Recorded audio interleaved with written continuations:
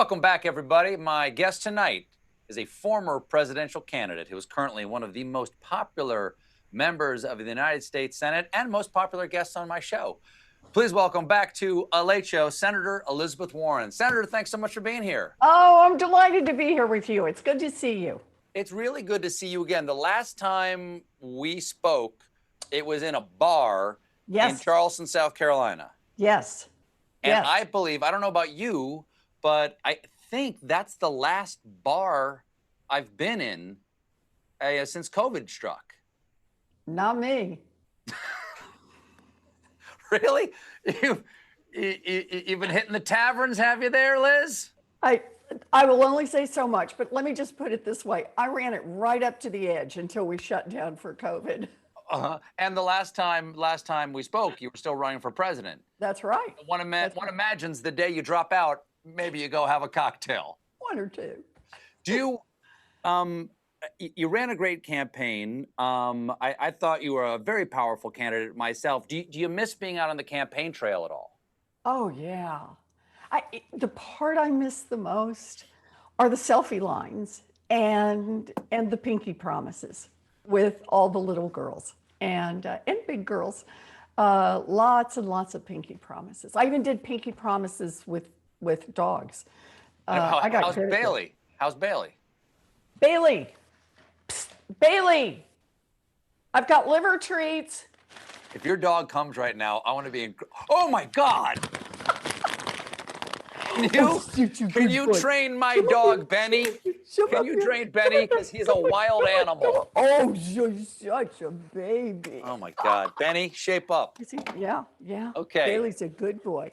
So it's night two. It's night two of the virtual convention tonight.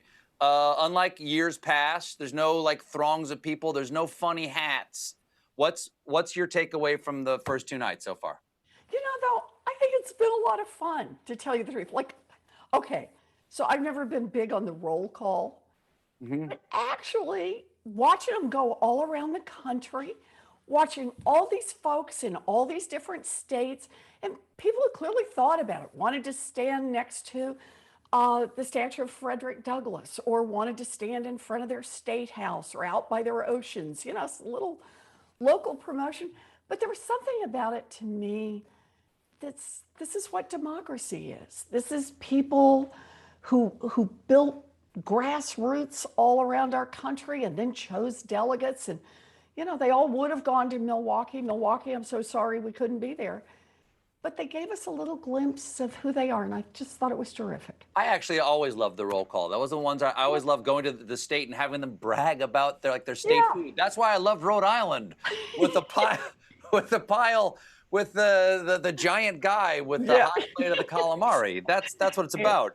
Now, slated to speak tomorrow, you as a headliner, along with Nancy Pelosi, Hillary Rodham Clinton, the nominee Kamala Harris, and Barack Obama. Can you give us a taste? Can you give us a preview of the night or your place in it, or what's your message, ma'am? Spoiler alert. Okay. What I'm going to talk about is that I think Joe Biden is going to make a much better president than Donald Trump. Hold on, wait a second. Somebody write that down. Do we have that? That's an exclusive. That is a Late Show exclusive. Just to you. You're pro Joe. I am. Okay. Now, during the primary, we saw progressive and sort of establishment factions of the party fighting. Do you think that was a real fight? Or was that something that the media made more of in order to have drama in the primaries? Because it looked real to me. So look, people talked about the things that energize them, the things they wanted to do as president. And we are different people. We have different priorities, worked on different things. But I'll tell you what I see now.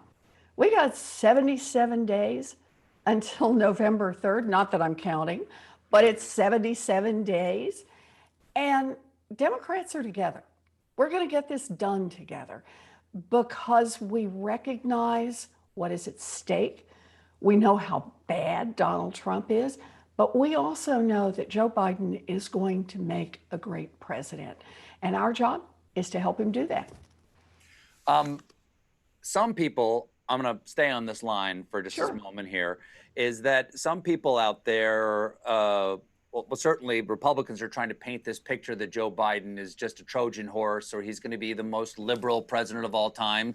In fact, Bernie Sanders said that he will have the most progressive programs of any president since FDR. Meanwhile, John Kasich is saying, no, he's not going to go too far left, which is true. So look, let's just look at the facts. Joe Biden has committed to build back better.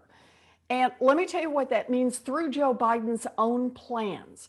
It means investing in working families. So he said he's going to invest in childcare, in canceling student loan debt, that he's going to expand Social Security and better care for seniors, including seniors that are cared for at home.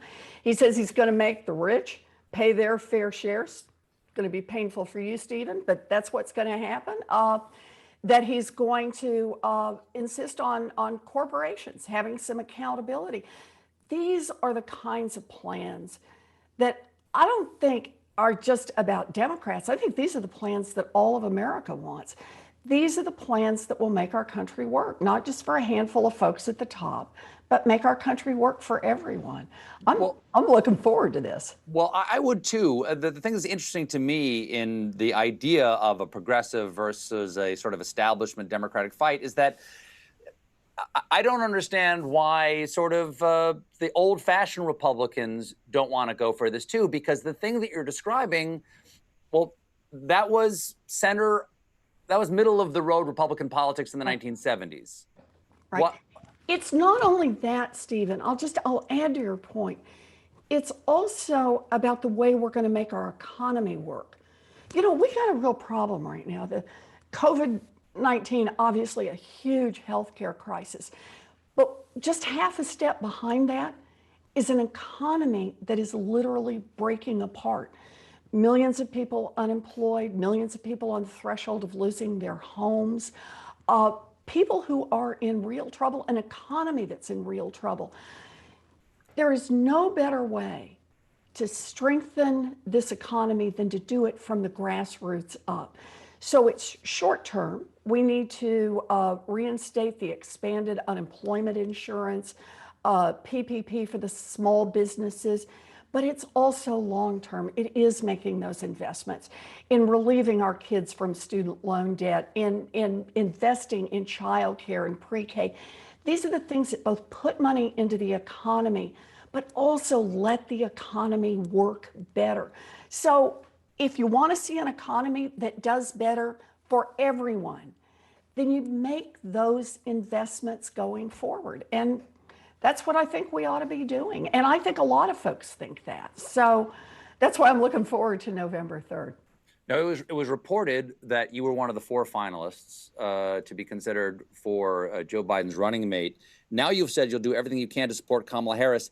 How do you see your role going forward in doing that? Listen, whatever they need in the next 77 days, that's what it's going to take. And the way I see this is that we have to understand democracy is not a machine that goes of itself. Democracy is a responsibility for every single one of us.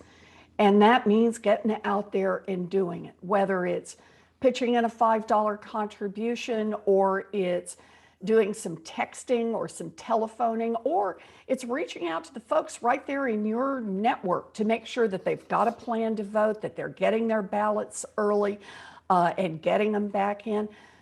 But this falls to each of us individually. We can't stand by and let somebody else take care of this problem and hope that Donald Trump will go away. We actually have to do the work to get Joe Biden and Kamala Harris elected, and I should say, and to take back the Senate, put it in Democratic hands so they can get work done, hang on to the House, and elect Democrats up and down the ballot. Well, we have to take a little bit of a break, but I want to talk to you about that when we come back, because I want to talk about what's going to happen in Congress to look into what's happening with our post office. Oh, good. Please stick around, everybody. We'll be right back with more. Senator Elizabeth Warren.